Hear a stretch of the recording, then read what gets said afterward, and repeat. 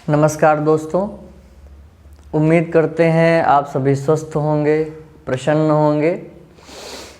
एक बार फिर से आप सभी का स्वागत है हमारे YouTube channel let's study with Gaurav Awasthi में। पिछले वीडियो में हम लोगों ने जीन पियाजे की अवधारणाओं को देखा था। इस वीडियो में हम लोग जीन पियाजे की अवस्थाएं हैं, चरण कितने हैं, उनको समझने का प्रयास करेंगे। बहुत ही महत्वपूर्ण टॉपिक है, चाहे हमारे टेट के लिए हो, चाहे एसटेट के लिए हो, चाहे रीट के लिए हो। डीएसएसबी वगैरह है, राजस्थान टेट में है, काफ़ी प्रश्न पूछे जाते हैं। कुछ न्यून और अच्छे बिंदुओं को लेकर के चलेंगे जो हमारे लिए महत्वपूर्ण है। वीडियो और अच्छे से देखने के लिए आप उसे पोर्ट्रेट मोड में कर लीजिए, थोड़ा सा ब्राइटनेस बढ़ा लीजिए। छोटे वीडियो रहते हैं, देखने में और समझने में आपको आसानी होगी। और देखिए इनको। खैर, जीन पियाजे के संज्ञानात्मक विकास की अवस्थाएं, ये टॉपिक आज लेकर के आए हैं। हमने आपको संज्ञान पहले भी बताया है और आज एक बार फिर से बता दें कुछ बिंदुओं में। हमारे भौतिक जगत में जो भी चीज़ें उपस्थित हैं उनके प्रति हमारा दृष्टिकोण क्या है, हमारा संज्ञान कहलाता है। या हम कह लें कि हमारे समस्या के समाधान के हमारे पास जितने तरीके होंगे, जितने अच्छे तरीके होंगे, जितना ज़्यादा तरीके होंगे, इसका मतलब हम कहेंगे कि हमारा संज्ञान उतना विकसित है।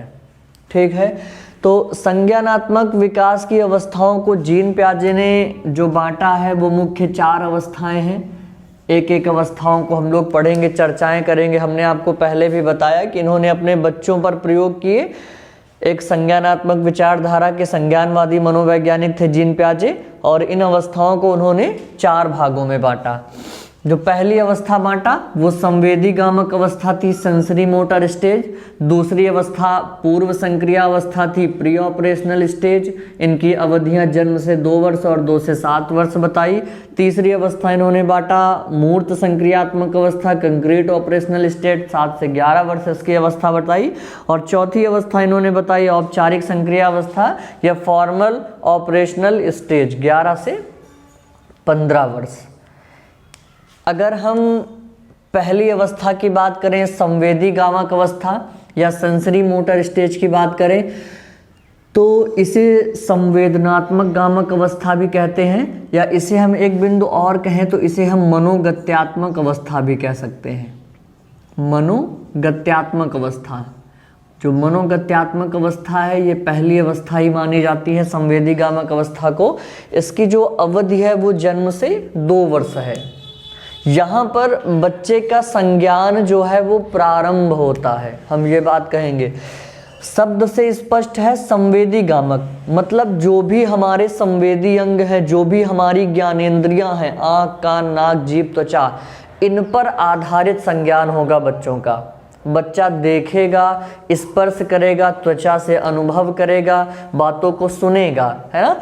इन संवेदी अंगों पर आधारित बच्चा ज्ञान का विकास करेगा, है ना। एक जन्म ले रहा है बच्चा, बच्चे के पास कुछ नहीं है, कुछ नहीं से कुछ की ओर बढ़ना ही संवेदी गामक अवस्था का गुण है ना? अब वो कुछ कैसे आएंगे?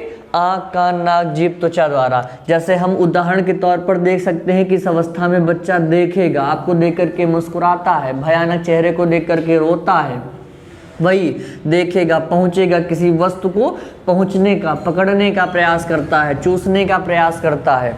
ठीक, तो ये संवेदी गामक अवस्था है। बच्चा अपने संज्ञान का विकास कर रहा है, और जो चीज़ें उसे सामने दिख रही हैं उन्हीं चीज़ों पर संज्ञान का विकास वो कर रहा है। एक शब्द यहाँ पर आता है वस्तु स्थायित्व, है ना। प्रारंभ में बच्चे के अंदर ऐसा कोई भी गुण नहीं होता है, लेकिन लगभग 18 माह का जो बच्चा है वो अगर उसके सामने से किसी वस्तु को हम छिपा देते हैं, है ना, तो वह उस वस्तु को आपके पीछे आकर के ढूंढने का प्रयास करता है ना। मतलब उस वस्तु की स्मृति उसके मस्तिष्क में आने लगती है ना। इस क्रिया को वस्तु स्थायित्व कहते हैं, वस्तुओं को खोजने वाली प्रक्रियाएं जो हैं। ठीक है, तो लगभग संवेदी गामक अवस्था के अंतिम चरण में 18 से 24 माह में बच्चे के अंदर वस्तु स्थायित्व यानी ऑब्जेक्ट परफॉर्मेंस है ना। ऑब्जेक्ट परफॉर्मेंस मतलब ऑब्जेक्ट को देख करके, वस्तु को देख करके क्रिया करना, ऑब्जेक्ट परफॉर्मेंस प्रारंभ हो जाता है। ठीक, तो ये हुई हमारी संवेदी गामक अवस्था। दूसरी अवस्था है हमारी पूर्व संक्रिया अवस्था, प्री ऑपरेशनल स्टेज, है ना। पूर्व संक्रिया अवस्था इसे कहा जाता है, प्री ऑपरेशनल है। स्पष्ट नाम से देखिए, संक्रिया, संक्रिया के पूर्व की अवस्था, यानी क्रिया करने के पूर्व की अवस्था, ऑपरेशनल के पहले की अवस्था कौन सी है? पूर्व संक्रिया अवस्था है। 2 से 7 वर्ष इसकी जो अवधि है ना। यहां पर हमने बताया कि संज्ञान में आ जाएगा क्या, वो ऐसे प्रश्न पूछने लगेगा, वो क्या है? यहां संज्ञान विकसित हो रहा है, संज्ञान आ रहा है, यहाँ पर संज्ञान से चीजें आ जाएंगी, है ना। वो पूछेगा ये क्या है, वो क्या है ना, ये कौन है, वो कौन है, ऐसी चीजें आ जाती हैं। ठीक है, तो 2 से 7 वर्ष है, इस बात को भी ध्यान रखिएगा। इसके जो मुख्य गुण हैं, इनमें से पहली एक बात है खोज की अवस्था, है ना। हमने आपको बताया होगा पिछले वीडियो में कि जीन पियाजे ने कहा कि बच्चे नन्हे वैज्ञानिक होते हैं। ठीक, वही चीज है कि वो चीजों को खोजना, उनके पास जो मोटर कार है, उनके पास जो गाड़ी है, लगभग 5 वर्ष की अवस्था का बालक उस गाड़ी को खोल करके देखने लगेगा, है ना, ये कैसे चल रही है, क्या चल रही है। खोज की अवस्था, नई चीजों को ढूंढने के प्रति उनकी विचारधाराएं विकसित हो जाती हैं।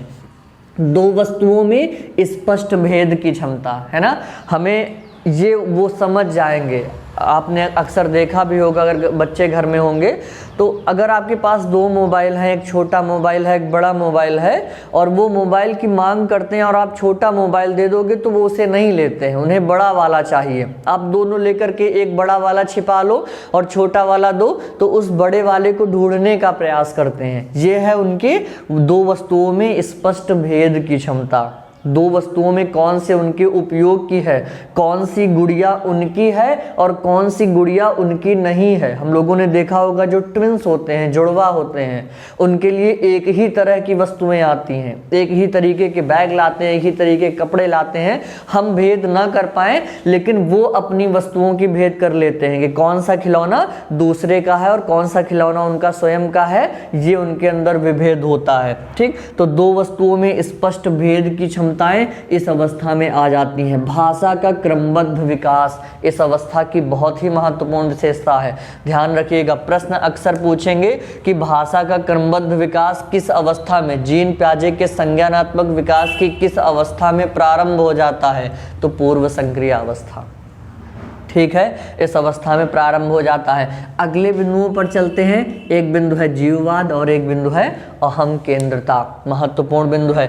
जीववाद का मतलब होता है सजीव निर्जीव में भेद ना कर पाना, है ना। जीववाद का गुण इसमें नहीं होता है। सजीव निर्जीव में, जीववाद क्या है कि हम सजीव निर्जीव में भेद कर ले जाएं, लेकिन जीववाद का गुण इनमें नहीं पाया जाता है।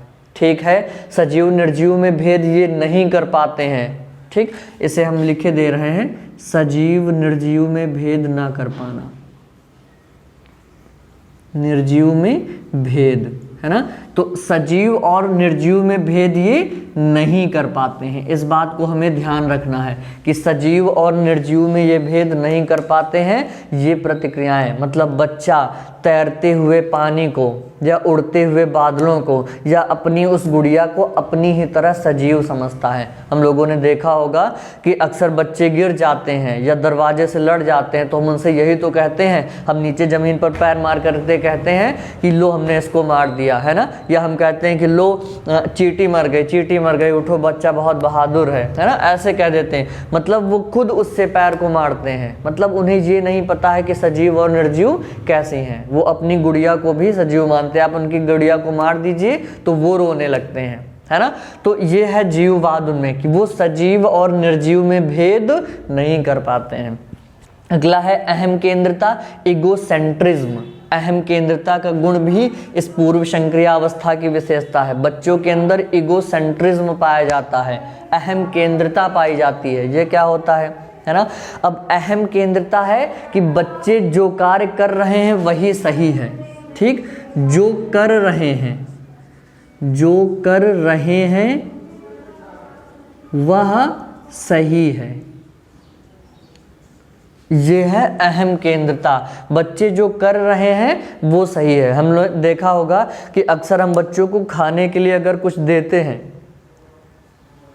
तो उनको अगर हम खिलाते हैं तो वो नहीं खाते हैं, वो अपने हाथ से चम्मच को लेकर के खाने का प्रयास करेंगे। अगर हमने उन्हें एक कटोरी में दाल चावल दे दिया और हम चम्मच से उन्हें खिला रहे हैं तो वो नहीं खाते हैं, है ना। वो कहते हैं कि नहीं मैं स्वयं खा लूँगा, ठीक है, आपसे चम्मच लेते हैं, आप नहीं देते हो तो वो रोते हैं। ये है मतलब जो कर रहे हैं वो सही है, उन्हें करने दो। वो खेल रहे हैं, वो चिल्ला रहे हैं, उन्हें करने दो, ठीक है, उन्हें रोको नहीं। अहम केंद्रता, जो उन्हें सही लगता है वो सही है, या हम ये कह लें कि जो उनका है वो केवल उनका है। ये अहम केंद्रता है, आत्मवाद है, ईगोसेंट्रिज्म है, मतलब ईगो होना, ठीक, वो चीज आती हैं। तो अहम केंद्रता और जीववाद वाले गुण इस पूर्व संक्रियावस्था की विशेषताएं हैं।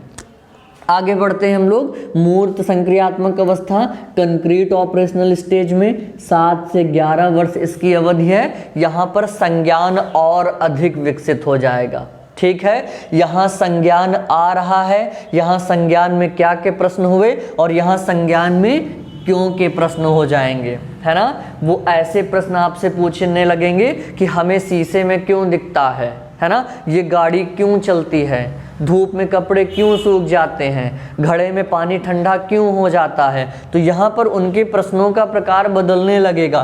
कारण क्या है, मूर्त संक्रियात्मक अवस्था, ऑपरेशनल स्टेज, कंक्रीट, जो वस्तुएं उनके सामने हैं, जो वस्तुएं उन्हें दिखाई दे रही हैं वो कैसे हो रही हैं, उन पर ऑपरेशंस की क्रियाएं आ जाएंगी, ऑपरेशंस करने लगेगा, संक्रियाएं करने लगेगा, है ना। ये प्रश्न देखिए बहुत आता है कि इसमें पूछते हैं कि बच्चा अतार्किक से तार्किक विचारों की ओर किस अवस्था में सोचने लगता है।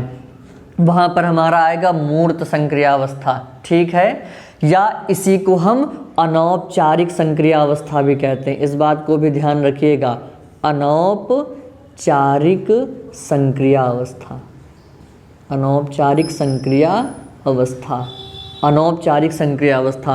मूर्त संक्रियात्मक अवस्था को अनौपचारिक संक्रियावस्था भी कहते हैं। यहाँ पर बच्चा अतार्किक से तार्किक विचारों का प्रारंभ कर देगा। मूर्त से स्पष्ट है कि बच्चा मूर्त वस्तुओं पर तार्किक चिंतन प्रारंभ कर देगा जो उसे दिखाई पड़ रही है ना। हमने बताया क्यों, वो कहेगा शीशे में क्यों दिखता है, वो देख रहा है शीशे में, उस मूर्त वस्तुओं पर तार्किक चिंतन प्रारंभ। धूप में कपड़े क्यों सूख रहे हैं, वो देख रहा है कि रोज मम्मी धूप में कपड़े सुखाती हैं। तो जो उसे दिखाई दे रही हैं उन वस्तुओं पर बच्चा तार्किक चिंतन करना प्रारंभ कर देगा। वो जानेगा कि फ्रिज से पानी ठंडा क्यों हो जा रहा है, घड़े में पानी ठंडा क्यों हो जा रहा है, वो देख रहा है कि हम फ्रिज में लगाते हैं पानी ठंडा हो जाता है। मूर्त वस्तुओं पर तार्किक चिंतन है, ठीक है। अगला है संरक्षण की समझ। इस बात को भी ध्यान रखिएगा, ये दोनों चीजें हमारे लिए बहुत महत्वपूर्ण हैं। संरक्षण की समझ, लंबाई, भार, क्षेत्रफल, मापतौल आदि की समझ आ जाती है, लेकिन यहाँ पर ऐसी कोई भी समझ नहीं होगी। वो प्रश्न पूछेगा कि संरक्षण की समझ जीन प्याजे के संज्ञानात्मक विकास के अवस्था की किसकी विशेषता है ना। तो मूर्त संक्रियावस्था की विशेषता है। इसका एक प्रयोग आता है, अगर हम कहें कि कुछ बच्चों के सामने हमने कहा कि एक ग्लास में हमने जल ले रखा है, ठीक है। इसी ग्लास के पूरे भरे जल को एक लंबी ऊंचाई वाले बर्तन में और एक ऐसे चौड़े जार वाले बर्तन में अगर हम डालेंगे, इसका पानी है ना, इसमें इतना पानी हम इसमें डालेंगे, फिर इसमें इतना ही पानी हम इसमें डालेंगे और बच्चों से पूछेंगे कि बताओ किस जार में अधिक पानी है। तो इस अवस्था के जो बच्चे होते हैं, पूर्व संक्रियात्मक अवस्था के जो बच्चे होते हैं, उस संक्रियात्मक अवस्था के जो बच्चे हैं वो इस बात को समझ जाएंगे, इस बात को नहीं समझेंगे। किस बात को, कि पानी किसमें है। वो इस बताएंगे कि इस लंबे जार वाले बर्तन में पानी ज़्यादा है, जबकि इस मूर्त संक्रियात्मक अवस्था के बच्चे कहेंगे कि इन दोनों में पानी क्या है, बराबर है। ठीक है, तो हमें इस बात को ध्यान रखना है कि बच्चों में संरक्षण की समझ, लंबाई, भार, क्षेत्रफल, माप तौल आदि की समझ इस मूर्त संक्रियात्मक अवस्था में तो होगी, लेकिन इस पूर्व संक्रियात्मक अवस्था में नहीं होगी। ठीक है, अगली बात आती है मुद्रा संप्रत्यय का विकास, है ना। इस अवस्था में, मूर्त संक्रियात्मक अवस्था में मुद्रा संप्रत्यय का विकास हो जाता है, यहाँ नहीं होता है। यहाँ बच्चों को अगर हम सिक्के देंगे और नोट दिखाएंगे तो यहाँ सिक्के लेंगे, लेकिन यहाँ पर हम कहेंगे कि बच्चे नोट की ओर बढ़ेंगे। क्यों? क्योंकि उन्हें पता है नोट की वैल्यू ज़्यादा है, सिक्का 1 रुपये, 2 रुपये, 5 रुपये या 10 का ही होगा, जबकि नोट 100 की या 50 की हो सकती है। तो मुद्रा संप्रत्यय यहाँ पर विकसित हो जाएगा। विलोमीयता का सिद्धांत या पलटावी का गुण इस अवस्था की विशेषता है। विलोमीयता का मतलब क्या है पलटावी का, कि बच्चों को पक्ष एवं विपक्ष दोनों का ज्ञान होता है। मतलब कोई भी क्रिया है, संज्ञान है, मतलब उससे हमें क्या हानि है, क्या लाभ है, दोनों पता होंगे। ये है पलटावी या विलोमीयता, है ना। दिन का उल्टा रात होता है, रात का उल्टा दिन है, ये उन्हें पता है। ठीक है, किसी क्रिया को करने पर क्या हानि होंगी, क्या लाभ होंगे, उसकी जानकारी उन्हें होगी। ये बिंदु भी याद रखना। विलोमीयता का गुण किसकी विशेषता है? तो मूर्त संक्रियावस्था का। पलटावी का गुण मूर्त संक्रियावस्था या अनौपचारिक संक्रियावस्था का गुण है। अगले की बात करें तो अगला आता है औपचारिक संक्रियावस्था, फॉर्मल ऑपरेशनल स्टेज। 11 से 15 वर्ष है, यहाँ पर संज्ञान और अधिक विकसित हो गया। ठीक, फॉर्मल व्यवहारिक हो गए हम। ठीक, ऑपरेशनल, इस ऑपरेशनल को, जो यहाँ की ऑपरेशनल थी, मूर्त वस्तुओं पर जो हमारा चिंतन होता था, यहाँ उन्हें हम व्यवहारिक रूप से करने लगे। फॉर्मल ऑपरेशनल स्टेज, या इसी को हम लोग अमूर्त संक्रिया अवस्था भी कहते हैं। इस स्टेज को हम अमूर्त संक्रिया अवस्था भी कहते हैं। अमूर्त संक्रिया अवस्था भी कहते हैं। ठीक है, संज्ञान कैसे? यहाँ पर संज्ञान की सर्वोच्चता होगी, अमूर्त चिंतन प्रारंभ हो जाएगा। इस बात को ध्यान रखना। प्रश्न कैसे आपको फंसाता है? प्रश्न पूछेगा मूर्त वस्तुओं पर तार्किक चिंतन प्रारंभ होगा किस अवस्था में? मूर्त संक्रिया अवस्था में या अनौपचारिक संक्रिया अवस्था में। ठीक है, यहाँ पूछेगा अमूर्त वस्तुओं पर तार्किक चिंतन किस अवस्था में प्रारंभ होगा? तो औपचारिक संक्रिया अवस्था या अमूर्त संक्रिया अवस्था में। ठीक है, चिंतन में क्रमबद्धता आ जाएगी। ठीक है, यहाँ पर जो भी बालक है वो व्याख्या करना सीख जाएगा, किसी चीज की व्याख्या करना, अनुश्रवण करना सीख जाएगा। ठीक, तो ऐसे बिंदु यहाँ पर भी प्रारंभ हो जाएंगे। संज्ञान की सर्वोच्चता होगी, चिंतन में क्रमबद्धता आएगी, अमूर्त वस्तुओं पर भी वह चिंतन करना प्रारंभ कर देगा। ठीक, तो ये है जीन प्याजे के संज्ञानात्मक विकास की अवस्थाएं। अगर प्रश्न एकदम नॉर्मल सा बनाएगा तो वो पूछेगा जीन प्याजे की संज्ञानात्मक विकास की कितनी अवस्थाएं होती हैं, तो हम बताएंगे 4। और प्रश्न आगे बढ़ेगा तो वो पूछेगा निम्न में से जीन प्याजे की संज्ञानात्मक विकास की कौन सी अवस्था नहीं है? 4 हैं, 3 बता देगा, 1 कोई अन्य बता देगा, है ना। ब्रूनर के संज्ञानात्मक विकास की अवस्था को वो डाल देगा। ठीक है, इसके बाद अगर हम अगली बात करें तो इनसे बहुत चीज़ें पूछी जा सकती हैं। जीववाद, अहम केंद्रता, इन पर ध्यान देना। वस्तु स्थायित्व पूछा जाने वाला प्रश्न है, तो संवेदीगामक अवस्था में बढ़ेंगे।